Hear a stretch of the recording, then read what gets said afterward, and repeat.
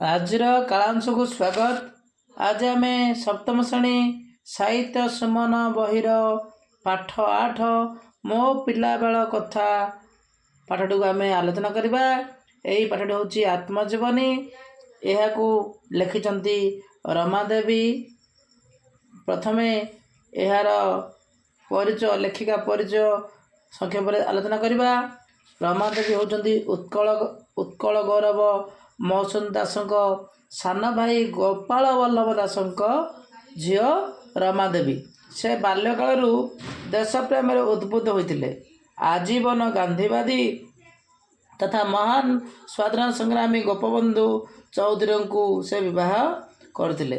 ରମାଦେବୀ ନିଜେ ସ୍ୱାଧୀନତା ସଂଗ୍ରାମରେ ଯୋଗ ଦେଇଥିଲେ ଏବଂ ଜଗତସିଂହପୁରରେ ଅଳକା ଆଶ୍ରମ ପ୍ରତିଷ୍ଠା କରି ସେ ସାଧାରଣ ମଣିଷର ସେବା ପାଇଁ ସାରା ଜୀବନ ଉତ୍ସର୍ଗ କରିଥିଲେ।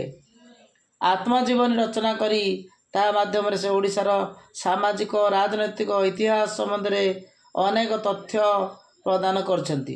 ଯେତେବେଳେ ଆମ ରାଜ୍ୟରେ ଶିକ୍ଷାର ପ୍ରସାର ଘଟିନଥିଲା, ସେପରି ଏକ ସମୟରେ ଜଣେ ନାରୀ କିପରି ଦେଶ ଓ ଜାତିର ପ୍ରଗତି ପାଇଁ ସାହସର ସହ ଆଗକୁ ଆସିଥିଲେ, ତାହା ଚିରକାଳ ଅନ୍ୟମାନଙ୍କ ପାଇଁ ଉଦାହରଣ ହୋଇ ରହିବ। ଏହି ପଦ୍ୟାଂଶଟି ରମାଦେବୀଙ୍କ ଆତ୍ମଜୀବନୀ ଜୀବନ ପଥେ ଗ୍ରନ୍ଥରୁ ଗୃହୀତ। ରମାଦେବୀଙ୍କର ଆତ୍ମଜୀବନୀ ଜୀବନ ପଥରୁ ଗୃହୀତ ହୋଇଛି ଏହି ମୋ ପିଲାବେଳର କଥା। ତେବେ ଆସ ପିଲାମାନେ ଏହି ଆତ୍ମଜୀବନୀକୁ ଆମେ ପଢ଼ିବା। ଆମେ ଏଟାକୁ ଲେଖିଛନ୍ତି ରମାଦେବୀ। ତେଣୁ ଆମେ ମୁଜାଫରପୁରରେ ରହୁଥାଉ। ଆମେ ମୁଜାଫରପୁରରେ ଥାଉ। ରାତି 8:30 9ଟା ଆମର ଖାଇବା ବେଳ। ରମାଦେବୀ କହୁଥିଲେ ରାତି 8:30 9ଟା ଆମର ଖାଇବା ବେଳ।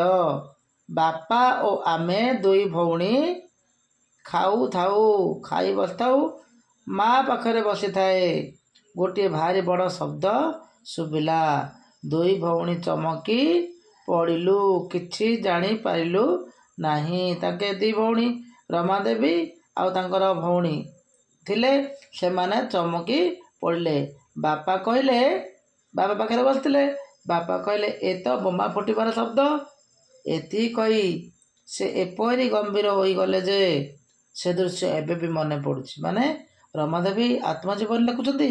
ତେଣୁ ସେ ଦିନର କଥାକୁ ମନେ ପକାଇ ସେ କହୁଛନ୍ତି, ସେ କଥା ବା ସେ ଦୃଶ୍ୟ ଏବେ ମଧ୍ୟ ମୋର ମନେ ପଡ଼ୁଛି ବୋଲି ଯେତେବେଳେ ଲେଖିଥିଲେ ସେହି ସମୟରେ କହିଥିଲେ। କିଛି ସମୟ ପରେ ଜଣେ ଚପରାସି ଆସି ପହଞ୍ଚିଲେ। ଖଣ୍ଡିଏ ଚିଠି ଦେଲେ। ବାପା ସେ ଚିଠିକୁ ମନେ ମନେ ପଢ଼ି କହିଲେ। ମନେ ମନେ ବାପା ଚିଠିକୁ ପଢ଼ିଲେ। କିଙ୍ଗସଫୋର୍ଡ ସାହେବ ଚିଠି ଦେଇଛନ୍ତି ବୋଲି କହିଲେ। କିଙ୍ଗସଫୋର୍ଡ ସାହେବ ବାପାଙ୍କର ଘନିଷ୍ଠ ବନ୍ଧୁ। କିଙ୍ଗସଫୋର୍ଡ ସାହେବ କିଏ? ତାଙ୍କ ବାପାଙ୍କର ଘନିଷ୍ଠ ବନ୍ଧୁ। ଆମେ ବାପାଙ୍କ ସାଙ୍ଗରେ ବରାବର ତାଙ୍କ ଘରକୁ ଯାଉ। ତାପରେ ବାପା ମାଙ୍କ ସାଙ୍ଗରେ ବୋମା ଫୁଟିବା କଥା ହେଲେ। ତାପରେ ମା ବସିଥିଲେ। ସେଇ ବୋମା ଫୁଟିବା କଥା ହେଲେ। ସେ ସମ୍ବନ୍ଧରେ କଥାବାର୍ତ୍ତା ହେଲେ। ଆମ ଘର ପାଖରେ କେତେ ଘର ବଙ୍ଗାଳୀ ଥାଆନ୍ତି। ରମାଦେବୀ କହିଲେ, ଆମେ ଯେଉଁ ଘରେ ରହୁଥିଲୁ ସେ ଘର ପାଖରେ କେତେକ ବଙ୍ଗାଳୀ ଲୋକ ରହୁଥିଲେ। ସେମାନେ ସରକାରୀ ଚାକିରିଆ ନୁହନ୍ତି। ସେମାନଙ୍କ ଭିତରେ ଯୋଗେଶ ବାବୁ ବୋଲି ଜଣେ ବଡ଼ ଓକିଲ ଥିଲେ। ତାଙ୍କର ଯେଉଁ ପଡ଼ିଶା ରହୁଥିଲେ, ଯୋଗେଶ ବାବୁ ବୋଲି ଜଣେ ବଡ଼ ଓକିଲ ଥିଲେ। ସେ ବଙ୍ଗାଳୀ କେତେ ଘର ସାଙ୍ଗରେ ଆମର ଭାରି ଭାବ ମାନେ ପୁରା ସ୍ନେହ ଶ୍ରଦ୍ଧା ସମ୍ପର୍କ ଭଲ ଥିଲା। ସେମାନେ ଆସି ବାପାଙ୍କ ସହିତ କଥାବାର୍ତ୍ତା କରନ୍ତି। ସେମାନଙ୍କ ଘରର ପିଲାମାନେ ବନ୍ଦନା ବୋଲନ୍ତି। ଆମେ ସେମାନଙ୍କ ଠାରୁ ଗୀତ ଗୁଡ଼ିକ ଶିଖିଲୁ। ଆମ ଘରେ ବଙ୍ଗଲକ୍ଷ୍ମୀ ମିଲର ମୋଟା ପିନ୍ଧିବା, ମୋଟା ଲୁଗା ପିନ୍ଧିବା ଓ ସ୍ୱଦେଶୀ ଦ୍ରବ୍ୟ ବ୍ୟବହାର ପୁରା ଦମରେ ଚାଲିଲା। ରମାଦେବୀ କହୁଛନ୍ତି ସେତେବେଳେ ଆମ ଦେଶରେ ବା ଆମ ଘରେ ସ୍ୱଦେଶୀ ଦ୍ରବ୍ୟ ବ୍ୟବହାର ପୁରା ଦମରେ ଚାଲିଲା। ବିଦେଶୀ ଶାସନ କରୁଥିଲେ, ଇଂରେଜମାନେ ଶାସନ କରୁଥିଲେ। ତେଣୁ ସେଇ ଇଂରେଜ ଦ୍ରବ୍ୟକୁ ବିଦେଶୀ ଦ୍ରବ୍ୟକୁ ବ୍ୟବହାର ନକରି ସ୍ୱଦେଶୀ ଦ୍ରବ୍ୟ ବ୍ୟବହାର କରାଯାଉଥିଲା। ଦେଶରେ ବହୁ ଗୁରୁତ୍ୱପୂର୍ଣ୍ଣ ଖବର ଆମ ଘରେ ଆଲୋଚିତ ହୁଏ। ସେ କହିଲେ ଦେଶରେ ବହୁତ ଗୁରୁତ୍ୱପୂର୍ଣ୍ଣ ଖବର ଆମ ଘରେ ଆଲୋଚିତ ହୁଏ। ଆମେ ଶୁଣୁ।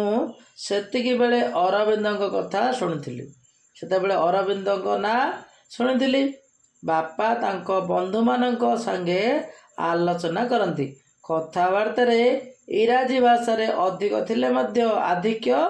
ଥିଲେ ମଧ୍ୟ ଯେତିକି ତା ଭିତରେ ହିନ୍ଦୀ ବା ବଙ୍ଗଳା ଥାଏ ତାକୁ ଆମେ ମନ ଦେଇ ଶୁଣୁ। ଇଂରେଜୀ ଭାଷା ଆମେ ବୁଝିପାରୁନାହୁଁ, ତେଣୁ କିଛି ବଙ୍ଗଳା ବା ହିନ୍ଦୀ କଥା ହୁଅନ୍ତି, ସେଇ ହିନ୍ଦୀ କଥା ବା ବଙ୍ଗଳା କଥା ଆମେ ଜାଣିପାରୁ। ଉତ୍ତେଜନାର ବାତାବରଣ ଭିତରେ ଆମେ ଥାଉ। ଦେଶ ପାଇଁ କାମ କରିବାକୁ ହେଲେ ଜେଲ୍ ଯିବାକୁ ହୁଏ, ଫାଶୀ ପାଇବାକୁ ହୁଏ, ସ୍ୱଦେଶୀ ଜିନିଷ ବ୍ୟବହାର କରିବାକୁ ହୁଏ। ଏ ଧାରଣା ମନରେ ବଦ୍ଧମୂଳ ହେଲା। ସେତେବେଳେ ଆମ ଦେଶ ପରାଧୀନ ଥିଲା। ତେଣୁ ଦେଶ ପାଇଁ କାମ କରିବାକୁ ହେଲେ ଫାଶୀ ପାଇବାକୁ ହୁଏ, ସ୍ୱଦେଶୀ ଜିନିଷ ବ୍ୟବହାର କରିବାକୁ ହୁଏ। ଏ ଧାରଣା ମନରେ ବଦ୍ଧମୂଳ ହେଲା। ଆମ ମନରେ ଦୃଢ଼ ଭାବେ ଆମେ ସେଇ ସ୍ୱଦେଶୀ ଭାବ ବା ନିଜ ଦେଶର ଜିନିଷକୁ ବ୍ୟବହାର କରିଲୁ। ଦେଶପ୍ରେମୀମାନଙ୍କ କଥା ଆଲୋଚନା ହେଉଥାଏ, କେତେ ପ୍ରଶଂସା କରାଯାଉଥାଏ, ଧନ୍ୟ ଧନ୍ୟ କୁହାଯାଉଥାଏ। ତେଣୁ ଦେଶ ପାଇଁ ଯିଏ ମହତ୍ କାମ କରେ ଆମ ଘରେ ଆଲୋଚନା ହୁଏ, ଯାହା ହଉ ଭଲ କାମଟି କଲା ନା ନାହିଁ, ତାର ପ୍ରଭାବ ମନେ ମନେ ପଡ଼ିଲା। ଦେଶ କାମ କଲେ ଏସବୁ ମିଳେ। ତେଣୁ ସେ ଜାଣିଥିଲେ ଦେଶ କାମ କଲେ ନିଜ ଜୀବନକୁ କଷ୍ଟ ସହିବାକୁ ହେବ, କାରାବରଣ କରିବାକୁ ହେବ, ବହୁ ଅସୁବିଧାର ସମ୍ମୁଖୀନ ହେବାକୁ ପଡ଼ିବ, ଏସବୁ ସେ ଜାଣିଥିଲେ। ତେଣୁ ଅରବିନ୍ଦଙ୍କ କଥା ମଧ୍ୟ ବହୁତ ଶୁଣିବାକୁ ମିଳିଲା।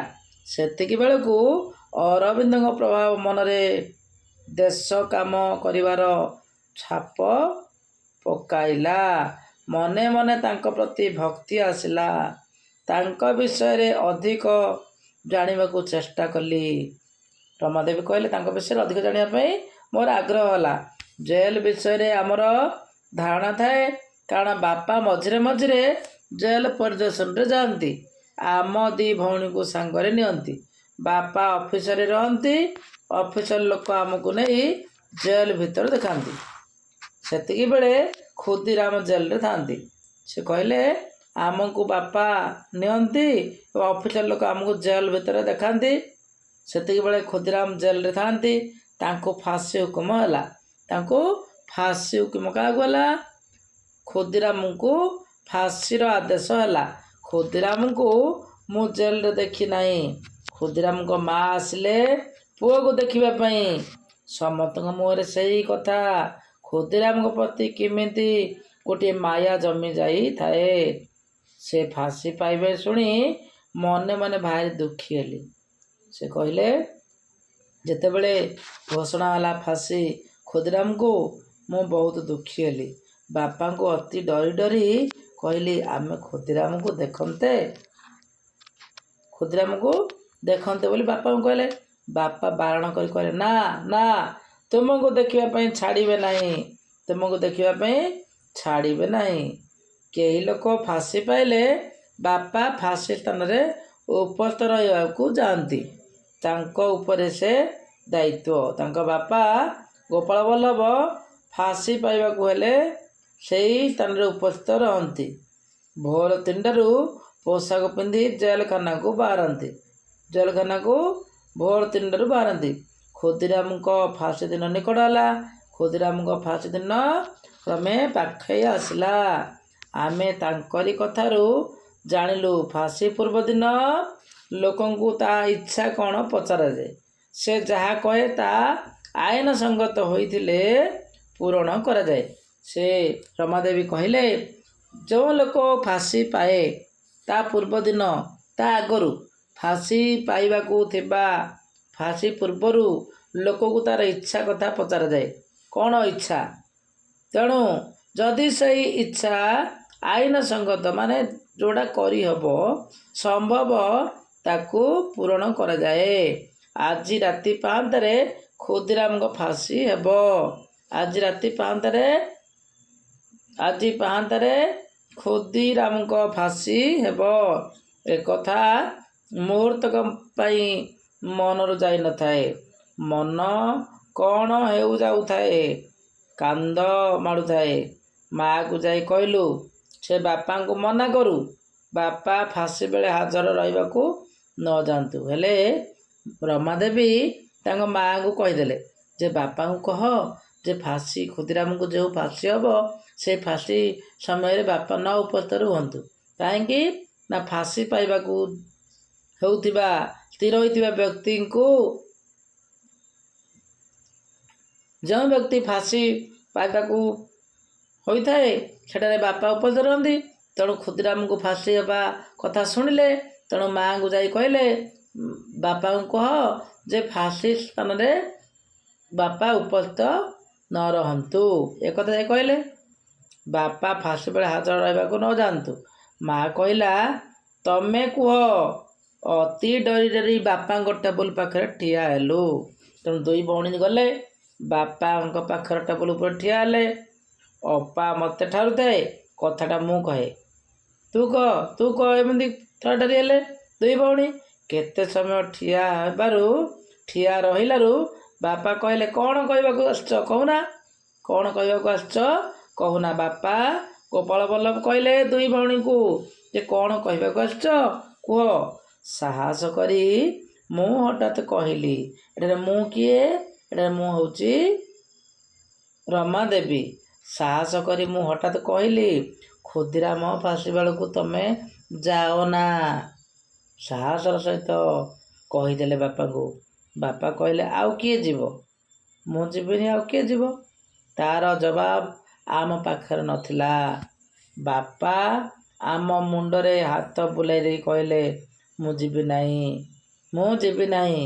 ବାପା ଭାରି ଗମ୍ଭୀର ଦେଖା ଯାଉଥାନ୍ତି।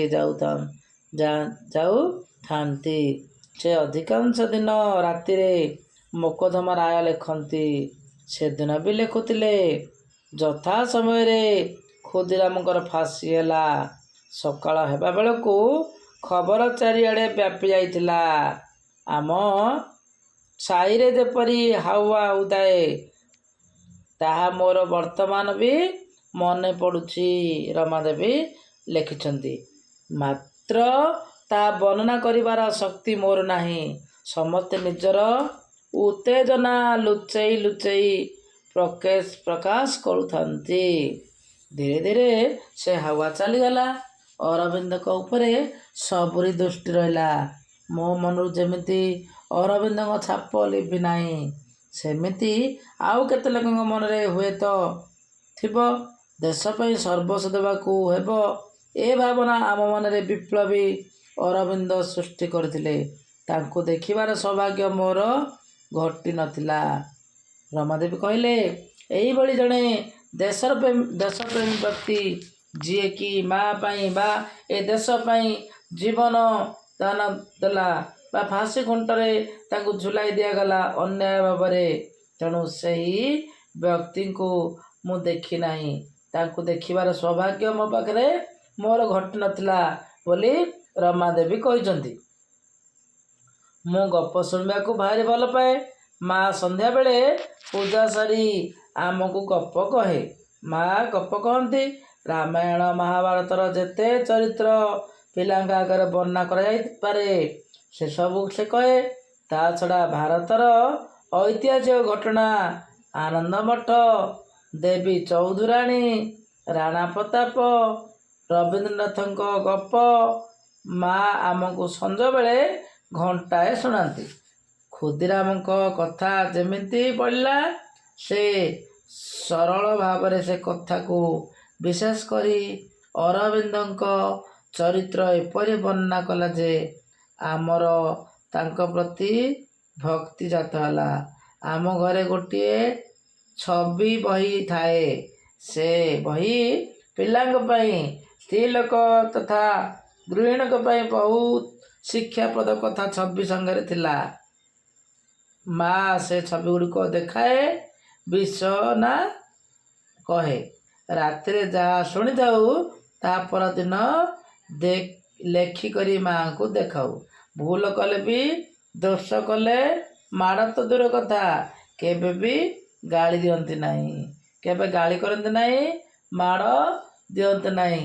କିନ୍ତୁ ସେମାନେ ଯାହା ଗପ ଶୁଣିଥାନ୍ତି ସେଇ ଗପକୁ ସକାଳେ ଲେଖିଥାନ୍ତି।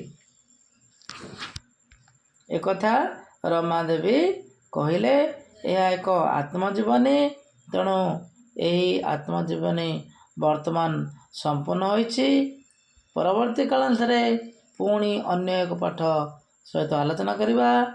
ବର୍ତ୍ତମାନ ପାଇଁ ବିଦାୟ ନେଉଛି। ବିଦାୟ ନେବା ପୂର୍ବରୁ ଯେଉଁମାନଙ୍କୁ ଏହି ଭିଡ଼ିଓଟି ଭଲ ଲାଗିଛି ଲାଇକ୍ କରିବେ ଏବଂ ସାଙ୍ଗମାନଙ୍କ ସହିତ ସେୟାର କରିବେ ଏବଂ ଯେଉଁମାନେ ପ୍ରଥମ ଥର ଆମ ଚ୍ୟାନେଲ୍ ଦେଖୁଛନ୍ତି ଦୟାକରି ସବସ୍କ୍ରାଇବ୍ କରିନେବେ। ରହୁଛି।